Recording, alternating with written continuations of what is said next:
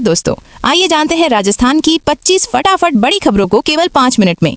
आज राजस्थान सरकार ने कौन कौन सी नई योजना लागू की है, जिसमें महिलाओं, किसानों, मजदूरों और युवाओं की क्या क्या बड़े फायदे मिलने वाले हैं, सब कुछ जानेंगे आज की इस वीडियो में। उससे पहले हमारे चैनल पर पहली बार आए हैं तो वीडियो को एक लाइक करके हमारे चैनल को सब्सक्राइब जरूर करें और हमें कॉमेंट करके बताएं कि आप राजस्थान के किस जिले से वीडियो को देख रहे हैं। तो चलिए नजर डालते हैं आज की पहली खबर पर।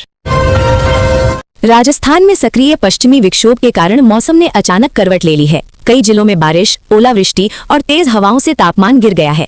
नागौर में तेज बारिश के साथ ओले गिरे, जबकि जयपुर समेत कई शहरों में बूंदाबांदी हुई। भारतीय मौसम विभाग ने 29 जिलों में बारिश और तेज हवाओं का अलर्ट जारी किया है।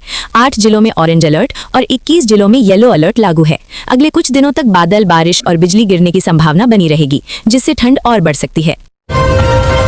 बालोतरा जिले में शिक्षा विभाग की बड़ी लापरवाही सामने आई है। जसौल के राजकीय बालिका उच्च माध्यमिक विद्यालय में 100 से अधिक सरकारी साइकिलें पिछले करीब 2 साल से धूल और जंग खा रही हैं। ये साइकिलें छात्राओं को मुफ्त वितरण के लिए भेजी गई थीं, लेकिन बची हुई साइकिलें कमरे में बंद रख दी गईं और फिर भूल ही गईं। हाल ही में बाहर निकाली गईं तो ज्यादातर खराब हालत में मिली। योजना में बदलाव के बाद ये अब मानकों पर भी खरी नहीं उतर रही।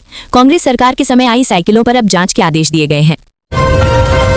बढ़ती बेरोजगारी के बीच शिक्षित युवाओं के लिए बेरोजगारी भत्ता योजना राहत का सहारा बन रही है। इस योजना के तहत पात्र युवाओं को हर महीने करीब 3500 रुपए की आर्थिक सहायता सीधे बैंक खाते में दी जाती है, जिससे वे प्रतियोगी परीक्षाओं की तैयारी और जरूरी खर्च पूरे कर सकें। योजना का लाभ लेने के लिए आवेदक का शिक्षित और बेरोजगार होना, आय सीमा के भीतर होना और राज्य का निवासी होना जरूरी है। ऑनलाइन आवेदन प्रक्रिया सरल रखी गई है। ये योजना युवाओं को आर्थिक सहारा देने के साथ उनका आत्मविश्वास बढ़ाने में भी मदद कर रही है। राजस्थान में आर्थिक रूप से कमजोर परिवारों के बच्चों के लिए निजी स्कूलों में फ्री पढ़ाई का सुनहरा मौका मिलने जा रहा है। आरटीई के तहत एडमिशन के लिए ऑनलाइन आवेदन 20 फरवरी 2026 से शुरू होकर 4 मार्च तक किए जा सकेंगे। अभिभावक आधिकारिक पोर्टल पर निःशुल्क आवेदन कर सकते हैं और घर से 10 किलोमीटर के दायरे में अधिकतम 5 स्कूल चुन सकते हैं। Pre primary PP3, PP4, PP5 और कक्षा 1 में प्रवेश मिलेगा। 6 मार्च को राष्ट्रीय सूचना विज्ञान केंद्र द्वारा ऑनलाइन लॉटरी होगी, जबकि स्कूल आवंटन 13 मार्च से शुरू होगा। पूरी एडमिशन प्रक्रिया 3 चरणों में अप्रैल तक पूरी की जाएगी। रविंद्र सिंह भाटी ने राजस्थान की सियासत में बड़ा बयान देते हुए सरकार और कांग्रेस दोनों पर तीखा हमला बोला। उन्होंने कहा कि गो भक्ति के नाम पर राजनीति हो रही है, जबकि जनता को केवल निराशा मिली है। भाटी ने आरोप लगाया कि पूर्व सरकार ने लाखों बीघा ओरण और गोचर जमीन कंपनियों को दे दी, जिससे किसानों और पशुपालकों को नुकसान हुआ। उन्होंने दावा किया कि भारतीय जनता पार्टी ही गौ संरक्षण और किसानों के हित में काम कर रही है और दिखावटी राजनीति अब नहीं चलेगी। राजस्थान में पीएम फसल बीमा योजना में करीब 1150 करोड़ रुपए के बड़े घोटाले का खुलासा हुआ है। जांच में बैंक और बीमा कंपनी की मिलीभगत सामने आई। स्टेट बैंक ऑफ इंडिया और agriculture insurance company of India पर फर्जी बीमा और डेटा हेराफेरी के आरोप है। किरोड़ी लाल मीणा ने विधानसभा में संगठित माफिया सक्रिय होने की बात कही। मामला सामने आने के बाद एसओजी को जांच सौंपी गई। किसानों की नजर अब कार्रवाई और न्याय पर टिकी है। राजस्थान में राजस्थान गवर्नमेंट हेल्थ स्कीम के लाभार्थियों को इन दिनों दवाइयों की कमी से बड़ी परेशानी झेलनी पड़ रही है। योजना के तहत करीब 15 तरह की सॉल्ट दवाएं सप्लाई में उपलब्ध नहीं है, जिससे मधुमेह, ब्लड प्रेशर और हृदय रोग से पीड़ित मरीजों का इलाज प्रभावित हो रहा है। कई मरीजों को दवाइयों के लिए अस्पतालों और फार्मेसियों के चक्कर लगाने पड़ रहे हैं, जबकि कुछ को बाजार से महंगी दवाएं खरीदनी पड़ रही हैं। स्वास्थ्य विभाग ने सप्लाई चेन में तकनीकी दिक्कतें बताई हैं और जल्द व्यवस्था सुधारने का आश्वासन दिया है।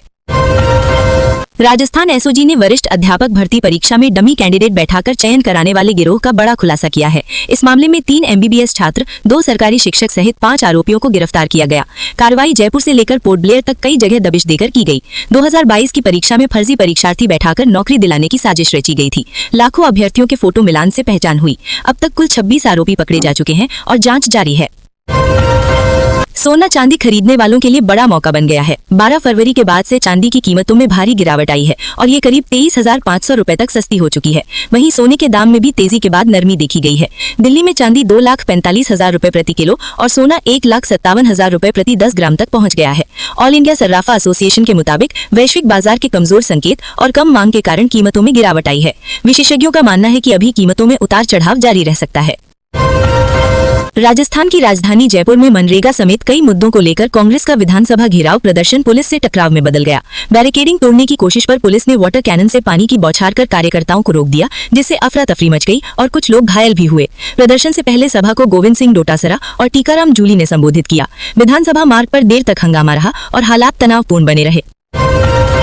राजस्थान विधानसभा में गौ माता को राज्य माता का दर्जा देने को लेकर जबरदस्त सियासी हंगामा देखने को मिला।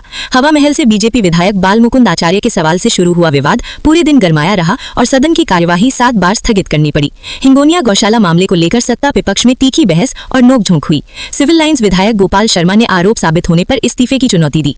पोस्टरबाजी और विशेषाधिकार हनन की चेतावनी के बीच सदन का माहौल बेहद तनावपूर्ण रहा।